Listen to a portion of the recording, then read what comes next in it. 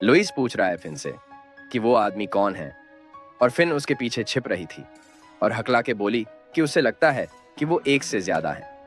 फिर वो देखते हैं कि बहुत सारे आदमी उनकी तरफ देखते हुए उनके पास आ रहे हैं, लेकिन फिर उनमें से एक आदमी अपना पैर जोर से नीचे पटकता है, जिससे एक आवाज आती है जिससे वो थोड़ा डर जाते हैं। फिर वो आदमी उन पर गरजते हैं। केन हैरान होकर पूछता है क्या वो लोग सचमुच इंसान हैं, लेकिन केनी अपने भाई को बुद्धू कहती है और बताती है कि इंसानों की आंखों में लाल रोशनी नहीं होती। वो हकला के पूछता है कि वो क्या हैं और क्या वो आदमी आगे वाला विंटर जनरल है। वो याद करता है कि वेब कॉमिक शुरू होने से पहले हीरोइक किंग वेलेंसिया ने पूरी दुनिया को एक खतरनाक संकट से बचाया था। वेलेंसिया के सबको बचाने के बाद भी माना जाता था कि इससे उसकी आत्मा बहुत थक चुकी थी, और उसने देखा कि ये वही जगह थी जहां विंटर जनरल के आने की बात की गई थी, ice टूम of the great hero king. इसे देख के उसे शक होता है कि क्या यही हीरो किंग का कब्र था। वो राहत की सांस लेता है कि हीरो किंग का कब्र उनके घर से इतनी दूर था, और सोचता है कि यह एक अनपेक्षित संयोग था। लेकिन फिर उसे शक होता है कि क्या इसका मतलब यह नहीं है कि वेब कॉमिक का वो आइटम भी वही था, अगर वो सच में हीरो किंग का कब्र था। अचानक फिन उसे बुलाती है और परेशान होकर पूछती है क्या उसे लगता है कि वो थोड़े ज्यादा आक्रामक लग रहे हैं। वो केन और केनी को बुलाता है और वो फौरन सिर हिलाते हैं। फिर वो कहता है कि उन्हें उन सब से छुटकारा पाना होगा। वो खुशी से आगे भागते हैं और केन उन आदमियों पर छलांग लगा देता है और अपनी तलवार उठाता है और चिल्लाता है कि वो पहले जाएगा। वो आदमी केन की तलवार को अपनी कुल्हाड़ी से रोक लेता है, लेकिन कुल्हाड़ी केन के हमले से टूट जाती है और आखिरकार केन कुल्हाड़ी के साथ उस आदमी को बीच में से काट देता है। आदमी के शरीर से चमकती हुई रोशनी निकलती है और फिर धमाका हो जाता है। केनी चिल्लाती है कि बेकार है, क्योंकि वो पहले जाना चाहती थी, लेकिन इसी बीच उसके पीछे से एक आदमी उस पर हमला कर देता है। ठीक समय पर उसकी नज़र उस पर पड़ती है और वो अपनी दो तलवारें घुमाकर उस आदमी पर हमला करती है, जिससे वो भी फट जाता है।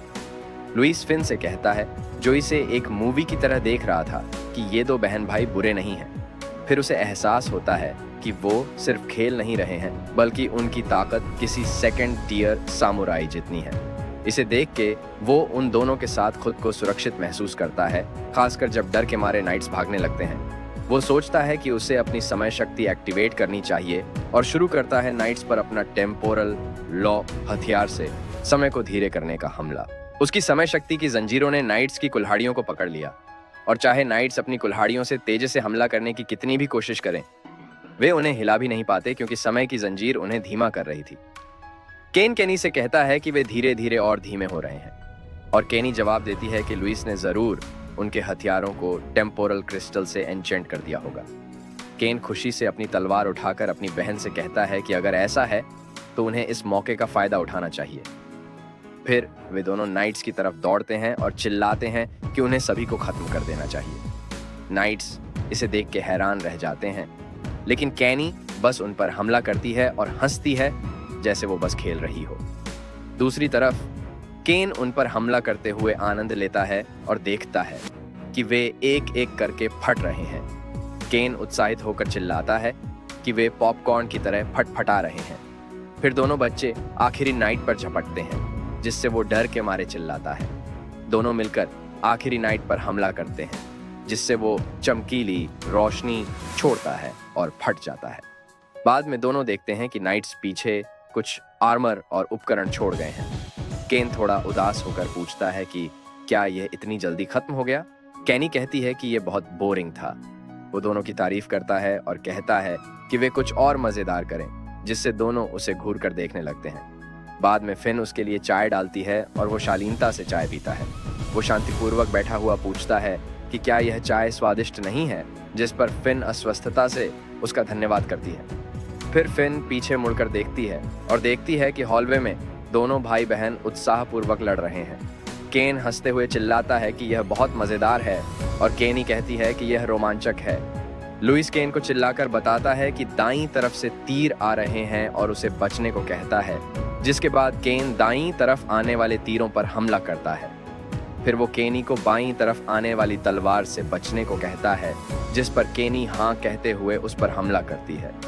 फिर वो उन्हें चेतावनी देता है कि एक विशालकाय पत्थर आ रहा है, और दोनों आसानी से उसे टुकड़े टुकड़े कर देते हैं। इसके बाद दोनों उससे कहते हैं कि अब कोई और नहीं बचा है। फिन यह देख के हैरान रह जाती है कि वे सारे ट्रैप और जनरल एक ही झटके में खत्म हो गए हैं और सोचती है कि चाहे दोनों कितने भी युवा क्यों ना हो, अंततः ड्रैगन ही तो हैं।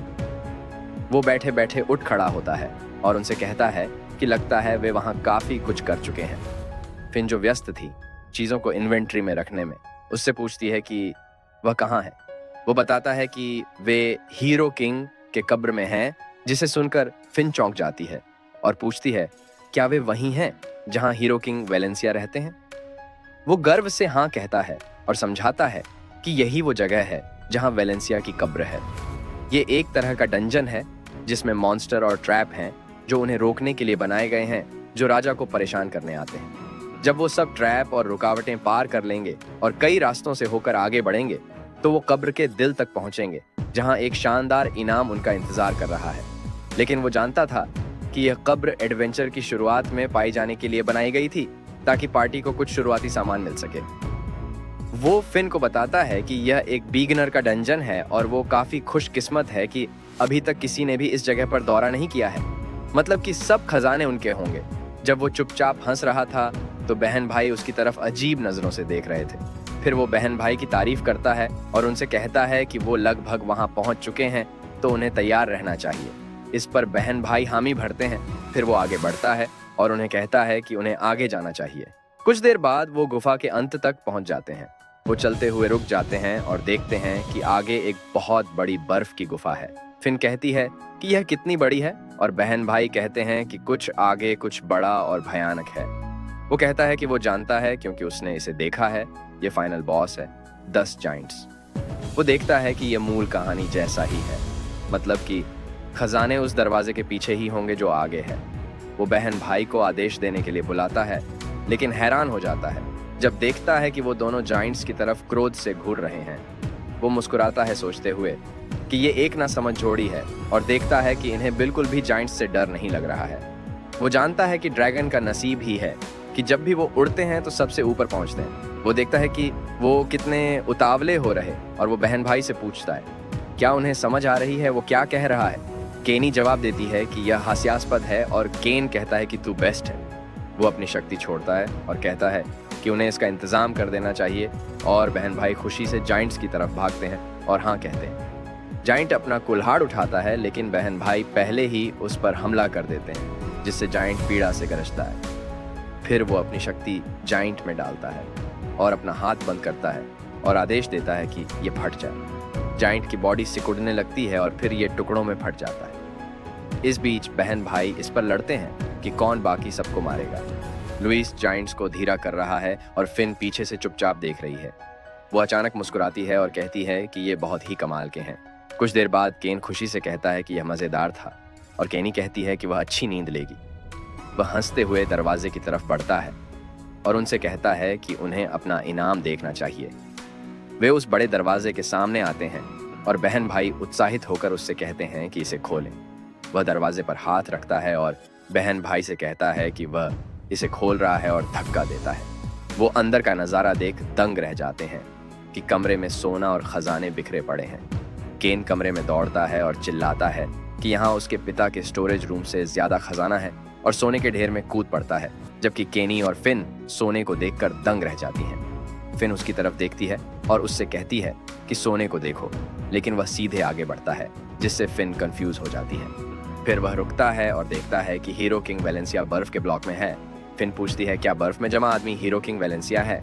बर्फ को छूकर वह टिप्पणी करती है कि इतने साल बीत गए फिर भी किंग वेलेंसिया अभी जीवित है। लुइस नीचे कुछ देखता है और बर्फ पर लिखे अक्षरों को घूरता है। वह पूछता है क्या यह प्राचीन विंटर भाषा है और याद करता है कि एक ही मूल से प्रकाश और अंधकार के जीव पैदा हुए थे। उन्हें अच्छाई और बुराई के रूप में डिजाइन किया गया था और जैसे बचे हुए प्रकाश और अंधकार एक साथ आए, अराजकता फैल गई। उस अराजकता के बीच अच्छाई और बुराई को अलग करते हुए एक विशिष्ट सीमा उभरी। पृथ्वी बनी और धरती के प्राणी दोनों स्रोतों से पैदा हुए, अच्छाई और बुराई के प्राणियों से। उन्हें श्रेष्ठ प्राणी कहा जाता था। वे नीचे की दुनिया से अनजान थे। उन्हें सिर्फ एक दूसरे पर राज करने के सपने आते थे और अच्छाई और बुराई के बीच का संघर्ष पृथ्वी पर रहने वाले अन्य प्राणियों को त्रास देता था। आखिरकार पृथ्वी के लोग इसे बर्दाश्त नहीं कर सके और उन्होंने अच्छाई और बुराई के खिलाफ तलवारें उठाई। ड्रैगन्स ने आगे रह के और बाद इंसानों और मिश्रित प्राणियों ने एक लंबे संघर्ष के बाद विजयी होकर ये पृथ्वी के प्राणी चारों महाद्वीपों में फैल गए। समय के साथ उन्होंने अच्छाई और बुराई को भुला दिया और उन ड्रैगनों को भी भुला दिया जिन्होंने शांति के लिए अपने आप को समर्पित कर दिया था। लेकिन हीरो किंग वेलेंसिया ने सबको चेतावनी दी थी कि वे ड्रैगन जिन्होंने शांति के लिए बलिदान दिया था एक बार फिर दुनिया में वापस आएंगे, उन अच्छे और बुरे प्राणियों के साथ। उस युद्ध के बारे में सुनने वाली आखिरी पीढ़ी के रूप में किंग वेलेंसिया ने उन्हें इसके लिए यहाँ छोड़ दिया था और उनसे कहानी को आगे बढ़ाने को कहा था। वह सोचता है कि क्या मूल ब्रह्मांड में ऐसी कोई चीज थी।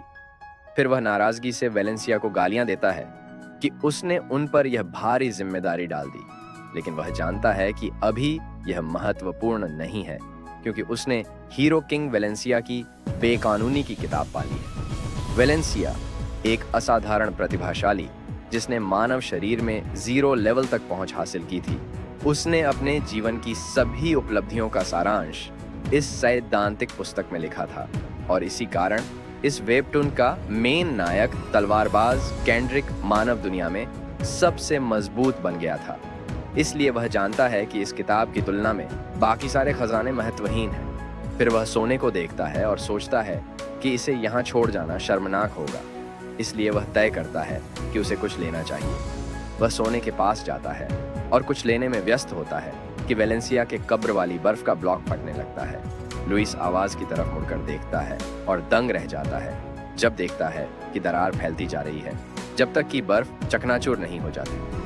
हकलाते हुए वह कहता है कि यह बेतुका है। फिर वेलेंसिया अपनी विशाल तलवार को जमीन में गाड़ते हैं और धीरे धीरे हिलते हैं, जिससे वो सोचने लगता है कि क्या हीरो किंग वेलेंसिया जाग गए हैं। वेलेंसिया अपनी आंखें खोलते हैं जिससे वह डर कर पीछे हट जाता है, समझते हुए कि यह मूल कहानी का हिस्सा नहीं था। फिर वेलेंसिया उंगली उठाकर उसकी ओर इशारा करते हैं और कहते हैं कि यह उसकी संपत्ति नहीं है,